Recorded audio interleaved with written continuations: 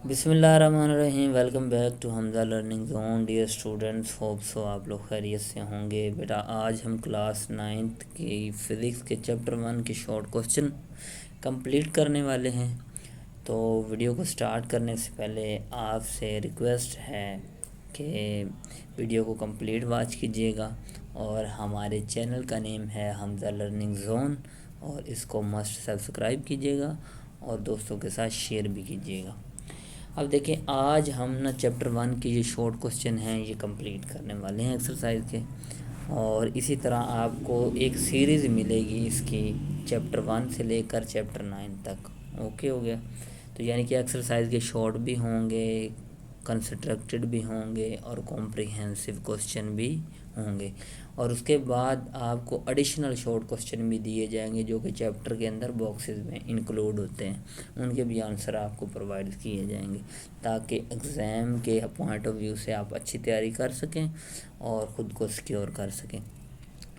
तो बेटा वीडियो को स्टार्ट करते हैं। चैप्टर 1 है physical quantities and measurements. Short question हैं एक्सरसाइज के। पहला क्वेश्चन है 1.1।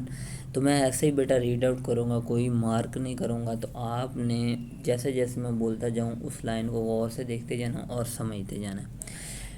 1.1 है, can a non physical quantity be measured, if yes then how. वो अब इस क्वेश्चन में ये कह रहा है कि क्या आप नॉन फिज़िकल क्वांटिटी को मेजर कर सकते हैं। अगर वो कहता है कर सकते हैं तो कैसे मेजर कर सकते हैं। वैसे तो आपने पढ़ा कि नॉन फिज़िकल क्वांटिटी वो मेजरेबल नहीं होती, उनको आप मेजर नहीं कहते। जैसे कि लव, अफेक्शन, विजडम, कोई कितना ज़हीन है, कोई कितना आपसे मोहब्बत करता है, ये सारी चीज़ें हम मेजर नहीं कर सकते। इनके लिए कोई टूल नहीं है, कोई ऑपरेटर्स नहीं है जो ये मेजर करके दे सकें। लेकिन बेटा सर्वे या टेक्निक्स की हेल्प से हम इनको मेजर कर सकते हैं। इसकी मैं एक एग्जांपल आपको देता हूँ। फॉर एग्ज़ाम्पल आपने आईक्यू टेस्ट कलेक्ट किया, और जैसा कि ये पीपीएससी का एग्ज़ाम होता है, तो इसमें क्या करते हैं वो आईक्यू चेक करते हैं बच्चों का, कौन बच्चे कितने टॉप पे आ रहे हैं, कितने उससे प्रीवियस हैं और कितने इसमें से फेल हुए हैं। तो इस तरह हम सर्वे कर कर, एक ये लॉन्ग प्रोसीजर है लेकिन नॉन फिजिकल क्वांटिटी को मेजर कर सकते हैं। जैसा कि यहाँ पे आईक्यू में हम विजडम यानी कि जहानत चेक करते हैं, कोई कितना ज़हीन है। ठीक है, तो बेटा ये पहले शॉर्ट क्वेश्चन का आंसर है, a non-physical quantities such as emotion, intelligence and satisfaction cannot be directly measured using traditional instrument. यानी कि इनको इंस्ट्रूमेंट से नहीं मेजर कर सकते जैसे कि दूसरी आप मैथ, लेंथ वगैरह मेजर कर लेते हो। However they can be assessed indirectly through the metric scale and standardized test. यानी कि हम स्टैंडर्डाइज टेस्ट या स्केल या मैट्रिसेस की मदद से इनको, यानी कि सर्वे वगैरह से हम इसको मेजर कर सकते हैं। For example intelligent is measured by using IQ test. अगर किसी की जहानत को मेजर करना तो उसके लिए हम आईक्यू टेस्ट रखेंगे।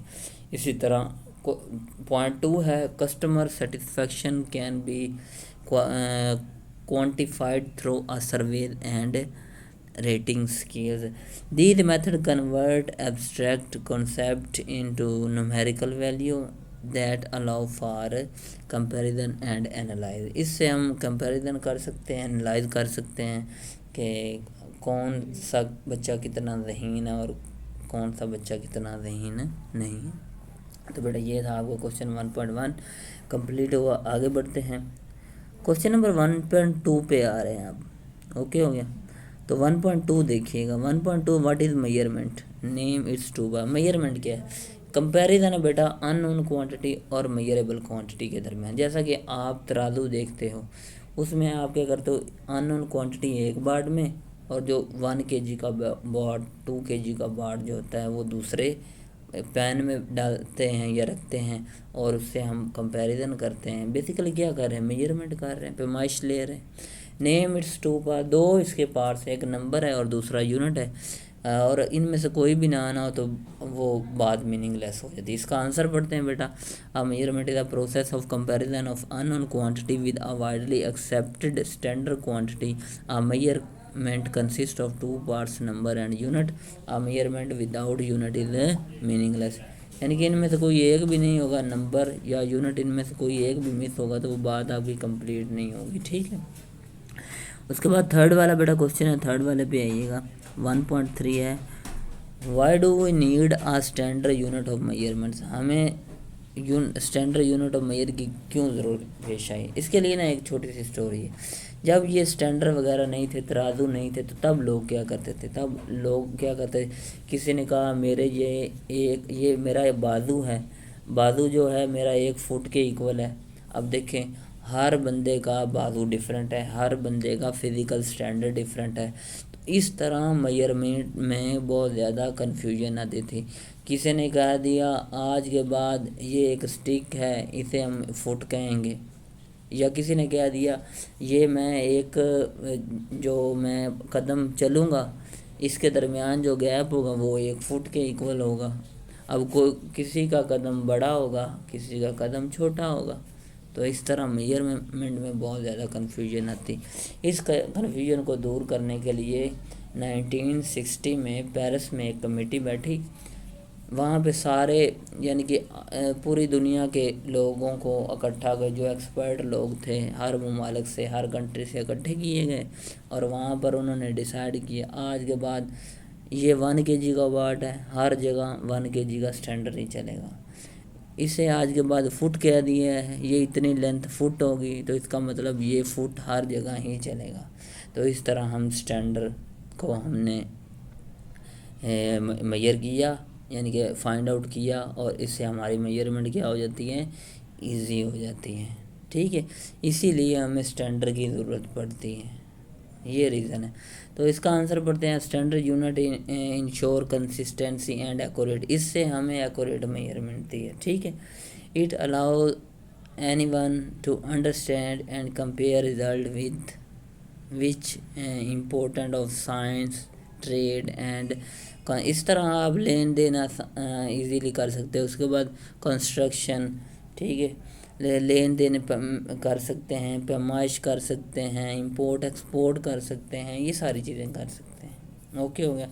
उसके बाद नेक्स्ट है write the name of 3 base and 3 derive quantity.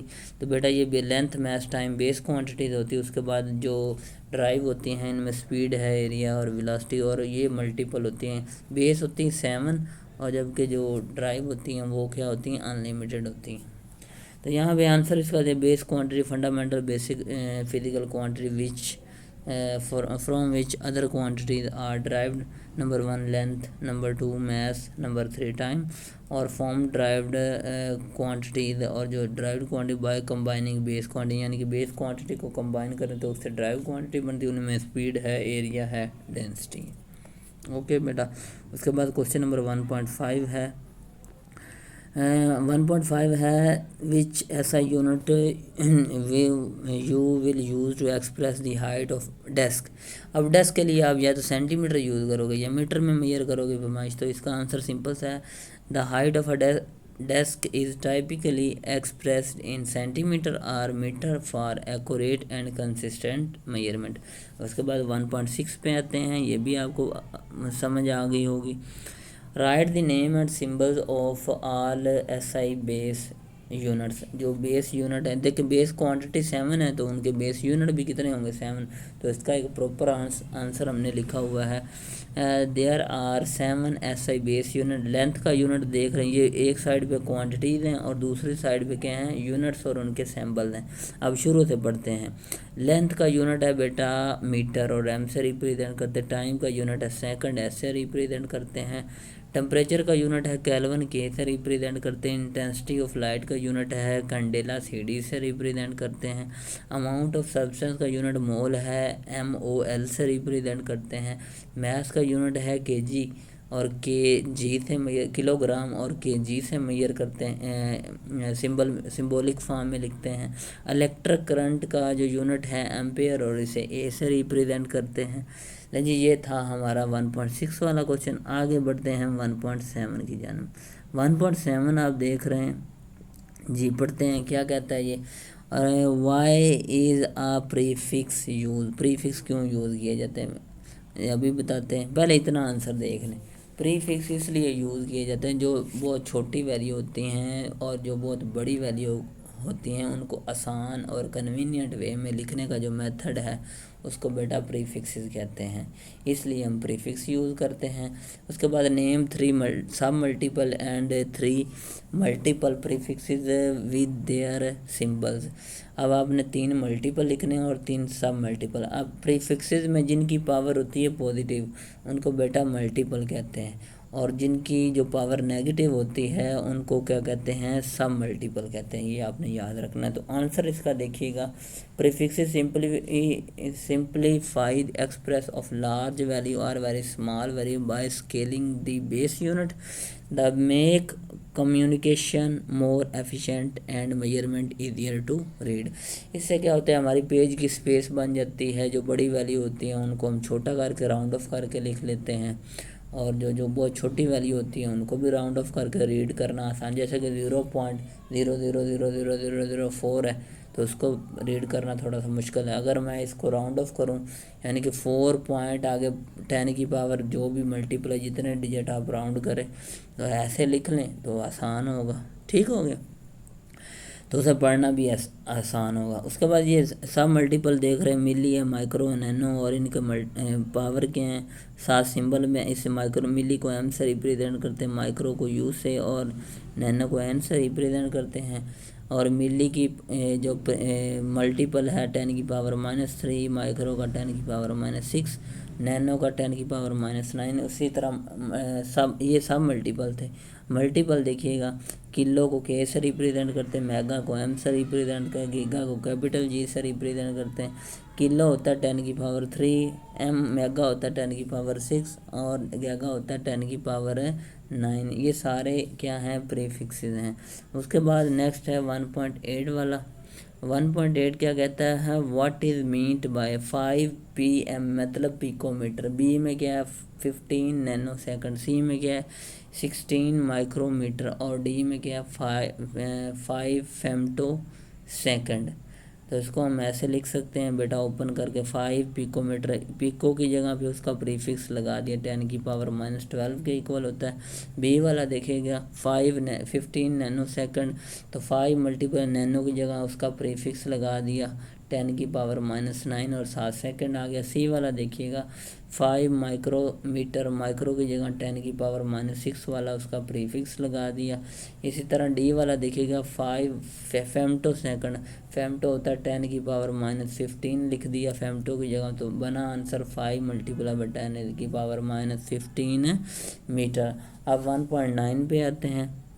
1.9 पे देखिएगा, for what purpose vernier caliper use.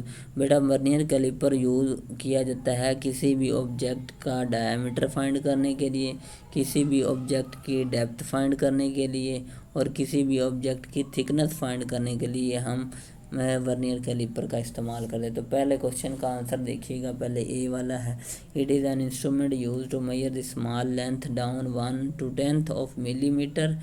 It can be used to measure the thickness, diameter, width or depth of an object. तो ऐसा instrument जो 1/10 part of millimetre की पैमाइश करे उसको हम उसको हम वर्नियर कैलिपर कहते हैं। और वर्नियर कैलिपर किसके लिए यूज़ होता है, किसी भी ऑब्जेक्ट की डेप्थ फाइंड करने के लिए, किसी भी ऑब्जेक्ट की विड्थ फाइंड करने के लिए, उसका डायमीटर फाइंड करने के लिए, उसकी थिकनेस फाइंड करने के लिए हम वर्नियर कैलिपर का यूज़ करते हैं। बेटा आगे बी वाला देखिएगा, क्वेश्चन पढ़ते हैं, नेम इट्स 2 मेन पार्ट्स। इसके 2 मेन पार्ट्स हैं। डायग्राम में भी ऊपर वाले पे देखें तो ये मेन स्केल है, और नीचे वाले डायग्राम पे देखो तो नीचे लिखा वर्नियर स्केल। तो इसके 2 ही मेन पार्ट्स हैं, एक मेन स्केल है और दूसरा वर्नियर स्केल है। तो बी वाले आंसर पे आइएगा, the vernier caliper has 2 parts, main scale, दूसरा क्या है वर्नियर स्केल। मेन स्केल में क्या कहता है, this scale has marking of 1 millimetre each, यानी कि इसकी जो सबसे मेन स्केल की छोटी रीडिंग होगी बेटा वो क्या होगी 1 मिलीमीटर के इक्वल होगी। उसके बाद द वर्नियर स्केल पे आए दूसरे पार्ट पे, the vernier scale is 9 millimetre along and divided into 10 equal parts. यानी कि ये जो वर्नियर स्केल होता है इसकी जो सबसे छोटी डिवीजन होती है वो 9 मिलीमीटर होती है और इसको 10 इक्वल पार्ट में डिवाइड किया गया है। उसके बाद सी वाला क्वेश्चन पढ़िएगा पहले। How is least count find, least count कैसे फाइंड करते हैं बेटा। मेन स्केल डिवीजन और वर्नियर स्केल की जो डिवीजन के दरमियान ये जो इनकी छोटी रीडिंग होती है, इनके दरमियान जो डिफरेंस होता है, इसको बेटा हम क्या कहते हैं, लीस्ट काउंट कहते हैं। तो यहाँ पे इसके आप आंसर पढ़ते हैं। सी वाला देखिएगा टॉप पे। Least count of vernier caliper is the difference between the one main scale division and one vernier scale. जी लीस्ट काउंट क्या है, is equal to one main scale division minus one vernier scale division. Main scale की सबसे छोटी reading है 1 millimetre, vernier scale की सबसे छोटी रीडिंग है 0.9 मिलीमीटर। अब देखें लीस्ट काउंट क्या है, जब इनमें डिफरेंस निकालेंगे तो इसका आंसर आएगा 0.1 मिलीमीटर। और इसको अगर आप सेंटीमीटर में कन्वर्ट करना चाहते हैं तो आपने मिली की जगह 10 की पावर -3 लगाना है और इससे बेटा मल्टीप्लाई कर देना है। और मल्टीप्लाई करने के बाद आपने फिर उससे सेंटी अलग कर देना, यानी कि 10 की पावर जो 3 होगा उसको स्प्लिट करना है 10 की पावर -2 में और 10 की पावर -1 में। जो 10 की पावर -2 होगा उसकी जगह सी आ जाएगा, यानी कि सेंटीमीटर बन जाएगा। और जो 10 की पावर -1 है वो इससे मल्टीप्लाई होगा 0.1 से, तो आएगा 0.01। तो सेंटीमीटर में इसका लीस्ट काउंट 0.01 सेंटीमीटर होता है और मिलीमीटर में 0.1 मिलीमीटर होता है। उसके बाद डी वाला ही पहले क्वेश्चन पढ़ते हैं।